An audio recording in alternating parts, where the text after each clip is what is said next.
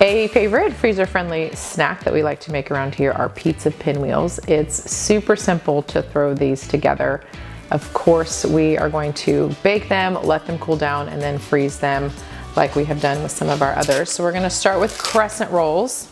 These are a great base for this. The crescent rolls, it's 8 triangles in general, but all we're gonna do, I've got my pastry mat out here to make this a little bit easier. We're gonna just break the rectangle version, and then we're gonna pinch together the serrated section that is the triangle. So all we're gonna do is just pinch it together. You could probably set it down and do it as well. I just do it like this. You just wanna close any gaps. It's serrated as it is, so it's fairly easy to pinch together. We don't want any gaps of pizza sauce oozing out, essentially. So this one is closed. And then I like to do this before the dough gets too warm. It gets a little harder to handle. So we're gonna keep these, this is nice and cold, and then I'll open the next can and do the same thing. Now that I have all of these laid out, I'm just gonna do a thin spread of pizza sauce, just a spoonful or so. We don't want it to ooze too much out the top after we cut it into the circular pinwheel shape. This other dough is much softer and smoother. It's flakier almost, and so it took me an extra minute to pinch all of that through. I ended up pinching it from both the front and the back just because it's a little softer. So just work with the dough and get it sealed up as best you can along that seam, and then paint away. Another really kid-friendly option that also is kid-friendly for making it. This is very easy to do and good kitchen skills as well. Next, we're gonna layer pepperoni, a couple per roll, and then we're gonna do cheese, roll, and cut.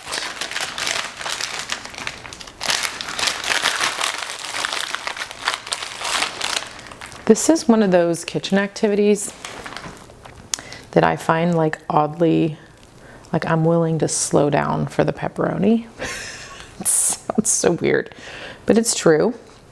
Like making a homemade pizza, it's just fun to just like, you know, I don't know. Somehow this is one of those, everybody has their little thing in the kitchen. This is mine. Just take a minute and get them in the right spot. And it's just sort of, you know, a little zen moment we're having here. Single layer, I'm doing 4 or 5. Another pizza snack that my kids love to do, and it's easy to do them on their own. It's part of our Whisk Kid, is the pizza bagels. Just a plain bagel, toasted with butter, pizza, pepperoni, cheese, and you just melt the cheese in the oven. Just a super quick snack. Those are not quite like make-ahead freezer friendly, but these pinwheels really are, because they need to be, the dough needs to be baked, and then and we can freeze them then. But that's another really easy snack option too. Okay, cheese. I'm gonna try to get the cheese mostly on these. The cheese tends to, shredded cheese like this, tends to like run away. Okay, so next we're gonna roll and slice and transfer these slices over to the baking dish that is lined with our silicone baking mat. You can also find that available in the Erin Chase store. I have all my favorite and most important, most practical, most clever, most useful gadgets and cooking accessories in there available for you. Here we roll. We're gonna roll lengthwise. I was hoping to cut, some of these we might only cut into half, but I also want them to be fairly even in size. So we're gonna roll up this way. And what I'm gonna do over here, so I don't make a mess on my counter, I'm gonna like grease this knife without spraying. I could even like swipe on here now that it's here. It'll just help make it easier to cut. I think I will do this one into, we're gonna have to cut through that pepperoni, which is why I'm greasing the knife.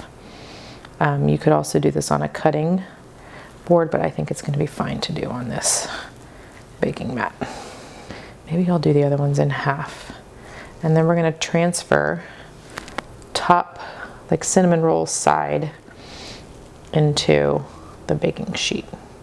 See, contain the mess right here on the mat. These are ready to go in the oven. We're going to bake them at 375 for 8 to 10 minutes until they are puffed out and golden brown on top.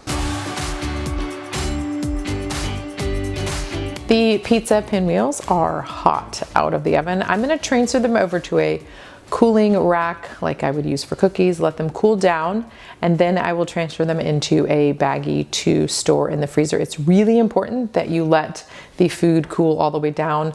If you don't, then condensation will happen. There will be more liquid crystals formed in the freezer. That's freezer burn. The best thing that you can do is let this cool down completely before putting it into the freezer. These are super easy to reheat once they have been frozen. You'll just grab 1 or 2 or 3 or 4 or however many you need, put them on a plate, and then drape a paper towel or paper napkin over the top of them. You don't have to wrap them, but just drape it over the top. And then you're going to microwave for 45 seconds to a minute or until they are all warmed through. I decided to sneak another snack in here because we love these. But before I show you how to make these frozen yogurt blueberries, I'm going to talk you through the yogurt berry bark that we love around here. You're going to need a little bit more yogurt than what I have here, but what you're going to do is you're going to pour yogurt onto a lined baking sheet like you see here, and then you're going to drop berries, any kind, clean, dry berries, blueberries, blackberries, raspberries. I usually will slice strawberries so they're a little bit more bite size and then sprinkle them around. It's just gorgeous. Let it freeze completely, and then you can break the bark into pieces and store it in a baggie or a silicone bag like the Quiza Pro that we have in our store. That way you have a quick grab and go yogurt bark snack that's perfect for these warm summer days, even into the fall. It can be warm here for a long time here in Texas. Into the fall, you have that as a cool treat option to enjoy that's also on the healthier side. You could also mix different things into the yogurt if you wanted to sweeten it up a little bit more. You could do that if you wanted to add some cinnamon or cardamom or some sort of a spice. You could add that in as well. A little extra vanilla wouldn't hurt either. You can make that yogurt flavored however you like. Now for the yogurt covered blueberries, what we're gonna do is I'm gonna use my strainer to rinse and strain the water off of the blueberries. I'm gonna set them on this towel to dry, and then I'm going to get them mixing with our yogurt. So I'm gonna probably have to do this in 2 or 3, oops, man down, sections. I like to use this guy for measuring, for straining, for rinsing like this. I'm just filling it up with water, and then it just strains right out the top. Get a quick rinse, and then I'm going to spread. So you can see the strainer. Can you see the holes through there? Strainer holes.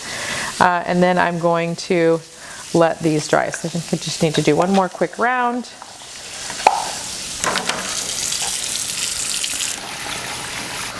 Okay. Strain away. So I will also grab little stem friends right there. Right now, this is the point to do that. And then you can pat dry with a paper towel. These are my replacement for paper towels. I do have paper napkins that I keep on hand, but I buy them like big bulk once a year. We don't go through them very quickly. In large part because I have these. This is like a really thin cloth paper towel.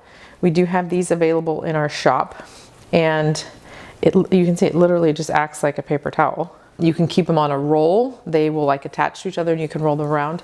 I just keep them folded in a little bowl, and I just grab them one at a time as I need them. And then like this one's very lightly damp, so I'll just let it dry and reuse it for washing hands or whatever else later in the kitchen. All right, now that all these are dry, they're gonna just roll everywhere, but I'm gonna try to carefully pinch and transfer these. Success. -1 into this bowl. And before, actually I am going to toss, I'm going to add a little bit of cardamom to this. I love the cardamom flavor. It's this rich, sweet and smoky flavor is the best I can describe it. First I'm going to mix and then I'll sprinkle. It's a powerful flavor, so I don't want to add too much. But I'm going to start with the yogurt, tossing with the berries. I think I'm going to start with about half of this container. And we want these blueberries to be fully coated, and then we're going to spread them onto this baking sheet. That is perfect, about half, a little less than half of that.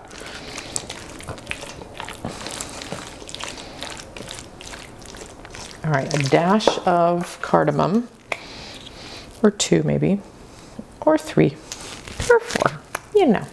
That's a dusting. And then we're just going to stir that through. And then I'm going to transfer, this is a baking sheet rimmed that we're going to line with our silicone baking mat, which we do have in the store. I'm not going to be able to individually separate every single one of these, but I am going to spread them out as best as I can. If 2 or 3 are clumped together, great. That's just a bigger bite to your snack. You know, if you have little ones, then you might need to take a minute to use a fork, or you can even use the corner of this spinella to just kind of like give them a little room. I'm just going to spread. This also, if it ends up sort of being a little bit yogurt bark-like, that's fine. You just break the bark once it's frozen. But I will take just a second here to kind of get these into a thin layer and slightly spread apart. Let me get the rest out of here before I finish this little project.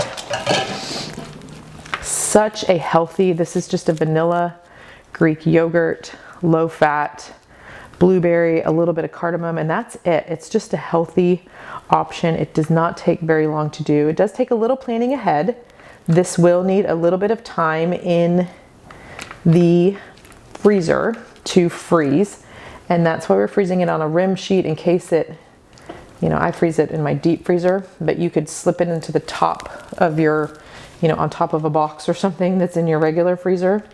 And I'm trying to keep them all on the baking mat to keep from being a mess on the baking sheet. I need to move scoochy over here.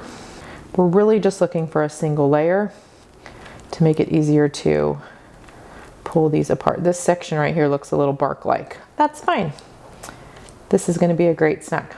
Once these are then frozen, you can actually, the other advantage of the baking mat is it's bendy, so you can lift this up and kind of bend it around and then transfer the little frozen bites and bits and clumps into a baggie or a silicone bag like the Quiz-Pro that we have in the shop to store them, and then you can just pull out from that bag whatever you need. If you use another type of container, that would work as well. And these are now ready to put into the freezer about 2 hours, maybe 3, and these will be nice and frozen and ready to transfer into another container.